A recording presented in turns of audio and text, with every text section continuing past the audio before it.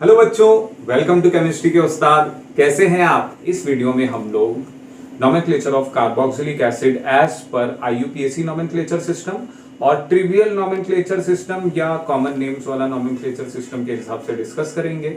और यहाँ पर जो सारे कंपाउंड्स हम डिस्कस करेंगे इनका हर एक का कॉमन नेम और आईयूपीएसी नेम आपको याद रखना है, क्योंकि 90% कंपाउंड जो बोर्ड एग्जाम के क्वेश्चन में आएंगे वो इसी लिस्ट में से होंगे। तो चलिए शुरू करते हैं, लेकिन इससे पहले आप लोग फटाफट इस वीडियो को लाइक कीजिए। अगर इस चैनल पर नए हैं तो सब्सक्राइब कीजिए और इस वीडियो को ज्यादा से ज्यादा लोगों में शेयर करिए, ताकि इस वीडियो से मैक्सिमम लोगों को फायदा मिलता रहे।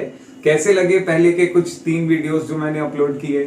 तो हमारे वीडियोस काफी सक्सेसफुल रहे, आप लोगों का अच्छा सपोर्ट रहा। बच्चों, हमारा जो पिछला वीडियो था वो वीडियो में हमने कुछ रूल्स डिस्कस किए थे और उस रूल्स को मैं आपको दिखा देता हूं। रिप्ले लगा रहे। तो बच्चों, ये 3 बेसिक पॉइंट्स में हमारा नोमेनक्लेचर खत्म होता है। आपको यही 3 बेसिक पॉइंट का ध्यान रखना है, आप सारा नोमेनक्लेचर लिख पाएंगे। और हम लोग ये तीनों पॉइंट्स को डिस्कस करेंगे विद अ फ्यू एग्जांपल्स। तो देखिए, यहां पर मैंने पहला पॉइंट जो डाला है वो पहला पॉइंट क्या है? Select the longest carbon chain. और उस लॉन्गेस्ट कार्बन चेन में शर्त क्या होनी चाहिए कि वो chain containing the functional group होनी चाहिए, मतलब उस चेन में फंक्शनल ग्रुप होना जरूरी है। तो हमें ऐसी ही लॉन्गेस्ट चेन चुनना है जिसके अंदर फंक्शनल ग्रुप हो। ठीक है। नेक्स्ट हम लोग क्या करेंगे? Number the carbon chain.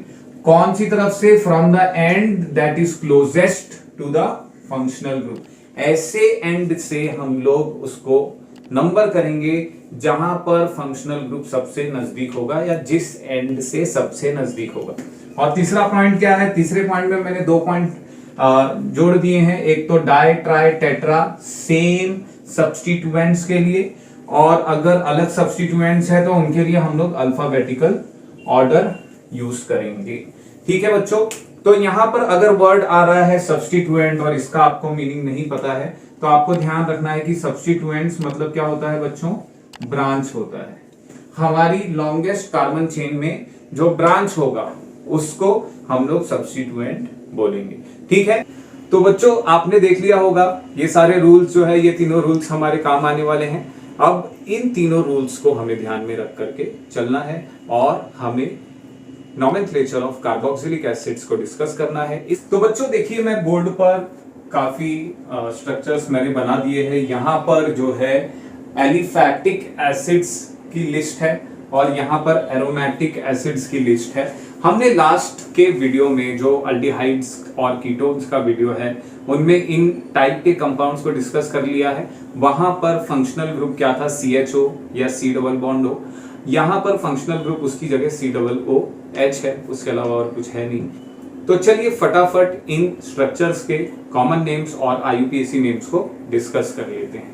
तो यहां पर देखिए बच्चों, यहां पर ये हमारा फंक्शनल ग्रुप है C double bond OH, alright, और यहां पर है H, ऑलराइट। और मैंने आपको क्या बताया था कि ये H को हटाएंगे और COOH, ठीक है।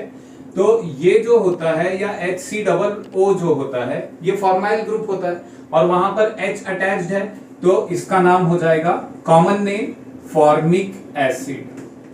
ठीक है बच्चों। यहां पर फॉर्मिक एसिड में आपको याद रखना है कि फॉर्मिक एसिड एक ऐसा एसिड है जिसमें एक ही कार्बन एटम होगा, ऑलराइट। उसके बाद देखिए यहां पर 2 कार्बन एटम्स है, 1 and 2, ऑलराइट। 2 कार्बन एटम्स के लिए कॉमन नेम में वर्ड क्या आता है? एसिटा।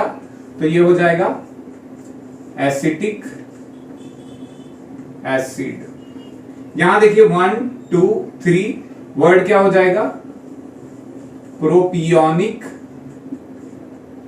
एसिड, ऑलराइट बच्चों। इसी तरह ये यहां पर नाम हो जाएगा ब्यूटेरिक एसिड। ठीक है। इसके बारे में भी हम लोग डिस्कशन कर चुके हैं। कॉमन नेम में 4 कार्बन वाला जो एसिड है उसको हम लोग ब्यूटेरिक एसिड कहेंगे। और इस ब्यूटेरिक एसिड में आपको याद रखना है कि straight chain of carbon atoms होगी जिसके एंड में हमारा एसिड फंक्शनल ग्रुप अटैच्ड होगा। ये देख लीजिए, यहां पर आप देखेंगे इसका नाम क्या है?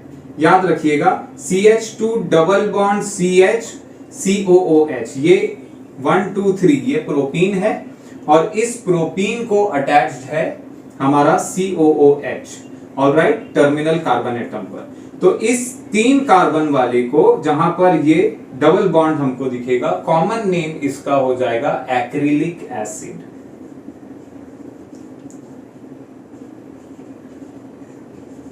ऑलराइट, ये देखिए यहां पर 2 कार्बन है और 2 एसिड ग्रुप अटैच्ड है, तो इसका नाम है ऑक्सैलिक एसिड। ठीक है बच्चों, यहां पर एक और आ रहा है, यहां पर अगर आप देखेंगे तो ये हमारा कार्बोनिल कार्बन एटम है जहां पर एसिड ग्रुप अटैच्ड है, और यहां पर alpha carbon atom, carbonyl carbon atom के बगल वाला कार्बन एटम जो है वो है अल्फा कार्बन एटम, और इस अल्फा कार्बन एटम को 2 मिथाइल ग्रुप है, एक ऊपर एक नीचे, तो हमने इसको ब्रैकेट में CH3 ट्वाइस लिख दिया है। तो ये क्या हो जाएगा बच्चों, देखिए हमको इस कार्बन एटम को कार्बन नंबर 1 मानना पड़ेगा, ये 2 हो जाएगा, और इसी स्ट्रेट चेन में इसमें से एक आ जाएगा 3, और दूसरा वाला हम लोग ब्रांच में गिन लेंगे। ब्रांच में कौन सा ग्रुप होगा बच्चों, CH3, तो ये हो जाएगा, ध्यान दीजिएगा एसिड तो 1 पर है तो उसका नंबर तो हम लोग लिखेंगे नहीं, और 1 2 3 प्रोपियोनिक एसिड है और उसके सेकंड पर है मिथाइल, बराबर है। तो ये तो IUPAC नोमेनक्लेचर है। ध्यान रखिएगा कि एसिड तो फर्स्ट वाले पर है और ये 3 कार्बन स्ट्रेट चेन में है और एक ब्रांच पर है। टोटल कार्बन कितने हैं, 4, तो ब्यूटीरा वर्ड आएगा, और ये 4 कार्बन में एक आइसो मतलब ब्रांच है, तो इसका नाम है आइसोब्यूटेरिक एसिड।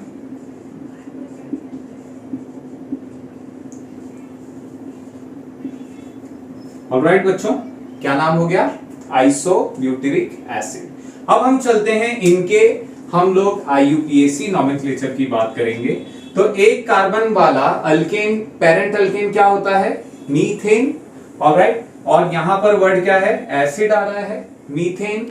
अब IUPAC नोमेनक्लेचर में जो सफिक्स आता है वो क्या होता है, ओइक एसिड होता है ना बच्चों। अब मीथेन का ई रिप्लेस होगा किसके साथ, ओइक एसिड के साथ, तो नाम क्या हो जाएगा, मीथेनोइक एसिड। ऑलराइट बच्चों, यहां पर आप देखिए 2 कार्बन एटम है, 2 कार्बन एटम वाला सफिक्स IUPAC नोमेनक्लेचर में क्या है बच्चों, ईथेन, तो ये क्या हो जाएगा, इथेनोइक एसिड।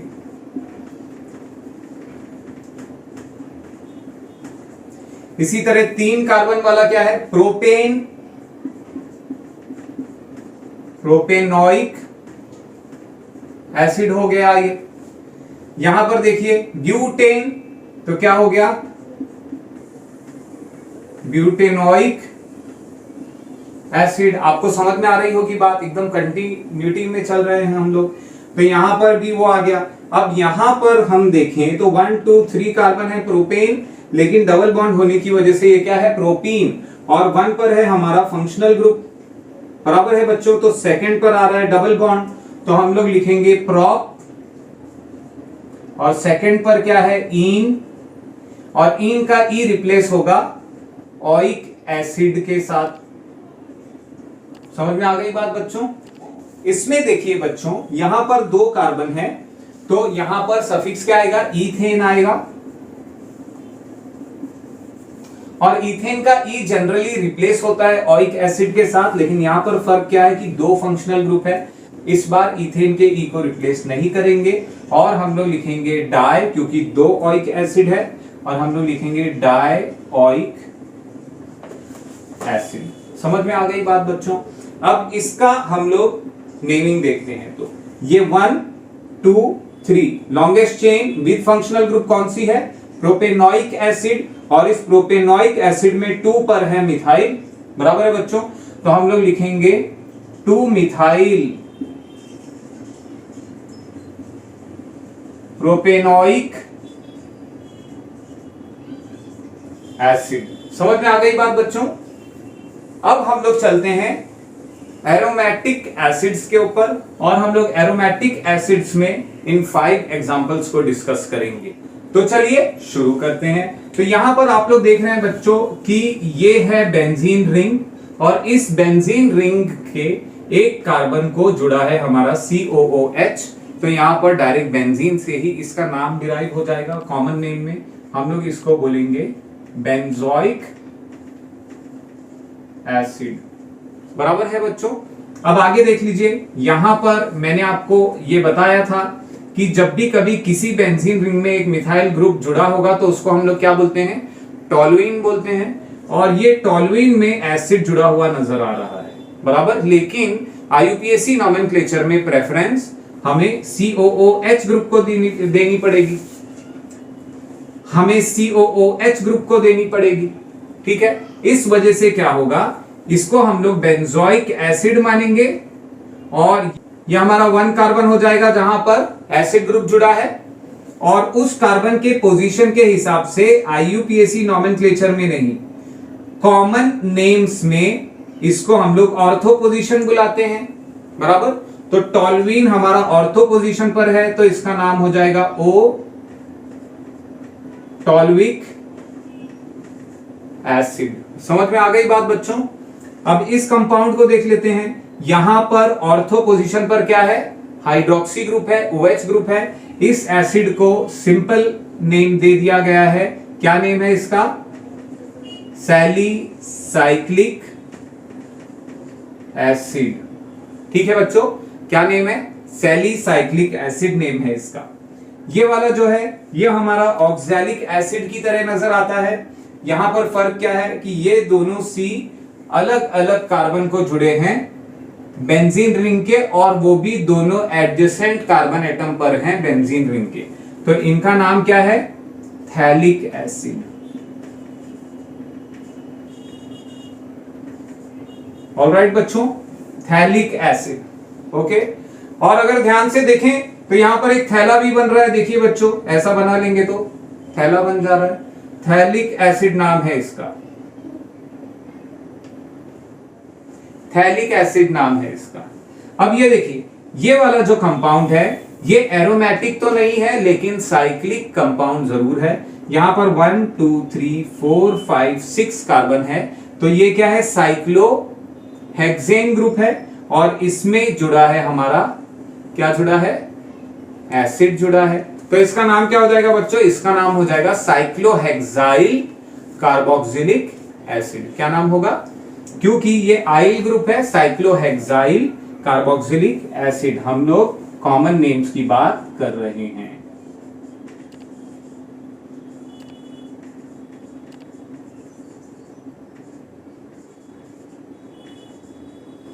समझ में आ गई बात बच्चों।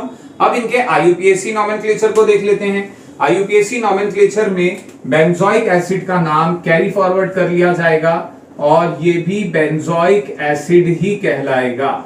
तो जब आईयूपीएसी नोमेनक्लेचर सिस्टम डेवलप हुआ तो ऐसे नेम्स जो यूनिवर्सली एक्सेप्टेड कॉमन नेम्स थे उनको आईयूपीएसी नोमेनक्लेचर ने एक्सेप्ट कर लिया था स्टार्टिंग में। अब इसके बाद ये वाला जो है, यहां पर हम लोग इसका नाम देंगे। तो ये देखिए बच्चों, ये क्या है, बेंजोइक एसिड है। और इस बेंजोइक एसिड पर अब हम लोग ऑर्थो पोजीशन आईयूपीएसी नोमेनक्लेचर में नहीं देखेंगे। सेकंड कार्बन पर जुड़ा है हमारा CH3, और CH3 क्या होता है, मिथाइल होता है। तो इसका नाम हो जाएगा 2 मिथाइल बेंजोइक एसिड। समझ में आ गई बात बच्चों। इसी तरह यहां पर देखिए, ये फर्स्ट कार्बन है और सेकंड पर हाइड्रोक्सी ग्रुप है। तो क्या हो जाएगा, 2 हाइड्रोक्सी बेंजोइक एसिड।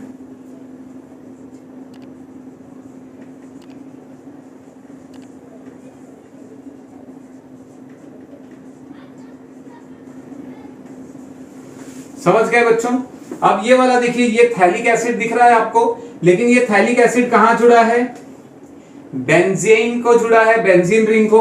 तो इस बेंजीन रिंग में हम लोग बोलेंगे 1 2, क्या बोलेंगे, 1 2। और किस पे है 1 2, किस पे है, बेंजीन के ऊपर है। तो बेंजीन 1 2 डाई कार्बोक्सिलिक एसिड। क्या हो जाएगा बच्चों, इसका नाम हो जाएगा बेंजीन 1,2 डाई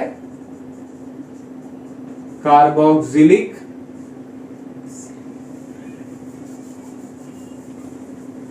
डाइकार्बोक्सिलिक एसिड। क्या हो जाएगा बच्चों? क्या हो जाएगा बच्चों? Benzene 1,2 dicarboxylic acid. समझ में आ गई बात बच्चों? अब ये लास्ट वाला देख लेते हैं और यहां पर हमारा लास्ट कंपाउंड फिनिश हो जाएगा। तो इसमें अगर हम लोग देखें तो 1 2 3 4 5 6, तो ये क्या हो जाएगा? ये साइक्लोहेक्सेन है बच्चों। यहां पर अगर हम लोग देखें तो यहां पर हमको 6 की रिंग दिख रही है, लेकिन ये एरोमेटिक रिंग नहीं है, तो क्या है? साइक्लोहेक्सेन। ऑलराइट, और इस साइक्लोहेक्सेन पर जुड़ा है कार्बोक्सिलिक एसिड, तो हम लोग बोलेंगे साइक्लोहेक्सेन कार्बोक्सिलिक एसिड।